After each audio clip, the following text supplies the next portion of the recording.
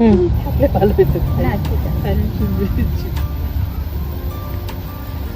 আচ্ছা মো, আমি একটা প্রশ্ন করতে মন চাই, বলবি?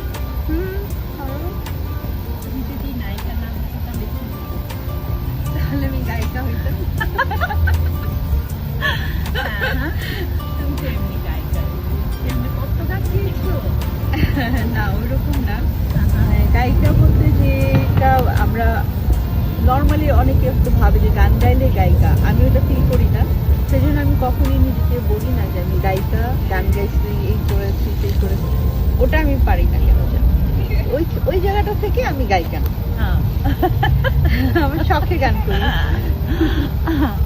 আর কিন্তু তুমি যদি গায়িকা না হতে, সেক্ষেত্রে তোমার কি ইচ্ছা ছিল, যে মানে কি হতে দিতে আসলে?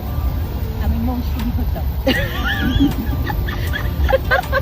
আমি একজন মৌসুমী হতাম, আমাকে দেখে সবাই ক্রাশ খেত। তারপরে আমি যখন যেখানে যেতাম আমার জন্য সবাই তোমার মতো হুমড়ি খেয়ে পড়তো। আহারে। আবার আমি যদি মৌসুমী হতাম তুমি তখন মুন্নি হয়ে যেতে, তুমি তখন আমার এই প্রেম নেম আমার পাশে বসে দেখতে। আহারে, কেমন দুষ্টু।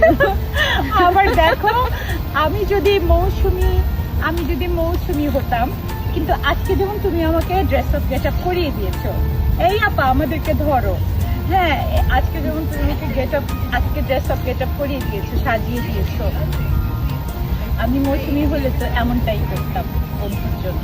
ও, তাহলে আমার কত ভালো লাগতো। তুমি তো করোই আমার জন্য, আমার জন্য তুমি যে কত কিছু করো সেটা তো আমি বলে শেষ করতে পারবো না। আমার কিন্তু দিন শেষে একটা কথা কি বন্ধু জানো, সেটা হলো যে আসলে কি হতাম সেটা বড় কথা না। আমার কাছে মনে হয় যাই হতাম না কেন, আমি আমার জায়গায় তোমাকে মিস করতাম, তুমি যদি না থাকো। আসলে কি বন্ধুকে মিস করাটাই কিন্তু সব থেকে বড় জিনিস। হ্যাঁ, এই যে আমি ছিলাম না, বিংহামটানে গেলাম, তুমি তো পাগলের মতো কেন গেছো এতদিন, কেন এখনই আসো, কেন থাকলা, তুমি খারাপ, রং ভালো না, দেখতে খারাপ হয়ে যাবে, তাড়াতাড়ি কালো আসো। হয়ে যাচ্ছ, কত কথা। তো খুব মজা পাইছি আমি ওর এই কাণ্ড কারখানা।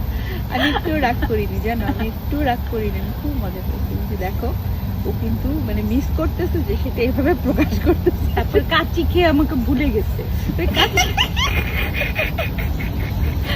এইটুকুই রাখবো।